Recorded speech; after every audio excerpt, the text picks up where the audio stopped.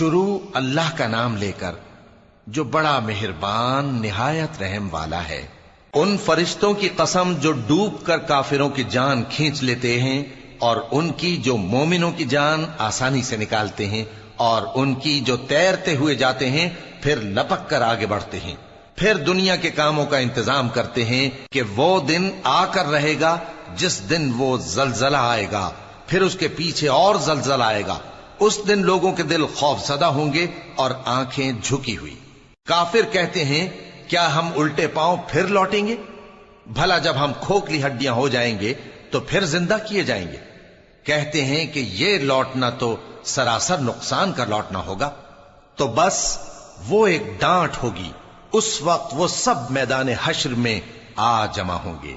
بھلا تم کو موسیٰ کی حکایت پہنچی ہے جب ان کے پروردگار نے ان کو پاک میدان یعنی طوٰ میں پکارا اور حکم دیا کہ فرعون کے پاس جاؤ کہ وہ سرکش ہو رہا ہے، پھر اس سے کہو کہ کیا تو چاہتا ہے کہ پاک ہو جائے اور میں تجھے تیرے پروردگار کا رستہ بتاؤں تاکہ تجھ کو خوف پیدا ہو؟ غرض انہوں نے اس کو بہت بڑی نشانی دکھائی مگر اس نے جھٹلایا اور نہ مانا، پھر لوٹ گیا اور تدبیریں کرنے لگا۔ سو اس نے لوگوں کو اکٹھا کیا، پھر بلند آواز سے بولا، سو کہنے لگا کہ تمہارا سب سے بڑا مالک میں ہوں۔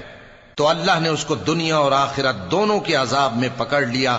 جو شخص اللہ سے ڈر رکھتا ہے اس کے لیے اس قصے میں عبرت ہے۔ بھلا تمہارا بنانا مشکل ہے یا آسمان کا؟ اللہ نے اس کو بنایا، اس کی چھت کو اونچا کیا، پھر اسے برابر کر دیا، اور اسی نے رات تاریک بنائی اور دن کو دھوپ نکالی، اور اس کے بعد زمین کو پھیلا دیا۔ اسی نے زمین میں سے اس کا پانی نکالا اور چارہ اگایا اور اس پر پہاڑوں کا بوجھ رکھ دیا۔ یہ سب کچھ تمہارے اور تمہارے مویشیوں کے فائدے کے لیے کیا۔ پھر جب وہ بہت بڑی آفت آئے گی اس دن انسان جو محنت وہ کرتا رہا یاد کرے گا، اور دوزخ دیکھنے والے کے سامنے لا کر رکھ دی جائے گی۔ اب جس نے سرکشی کی اور دنیا کی زندگی کو مقدم رکھا تو اس کا ٹھکانہ دوزخ ہی ہے، اور جو اپنے پروردگار کے سامنے کھڑے ہونے سے ڈرتا اور نفس کو بیجا خواہشوں سے روکتا رہا تو اس کا ٹھکانہ بہشت ہی ہے۔ اے پیغمبر صلی اللہ علیہ وآلہ وسلم، لوگ تم سے قیامت کے بارے میں پوچھتے ہیں کہ اس کی آمد کب ہے، سو تم اس کے ذکر کی طرف سے کس فکر میں ہو؟ اس کا منتہا یعنی واقع ہونے کا وقت تمہارے پروردگار ہی کو معلوم ہے۔ جو شخص اس سے ڈر رکھتا ہے تم تو اسی کو ڈر سنانے والے ہو۔ جب وہ اس کو دیکھیں گے تو ایسا خیال کریں گے کہ گویا دنیا میں صرف ایک شام یا ایک صبح رہے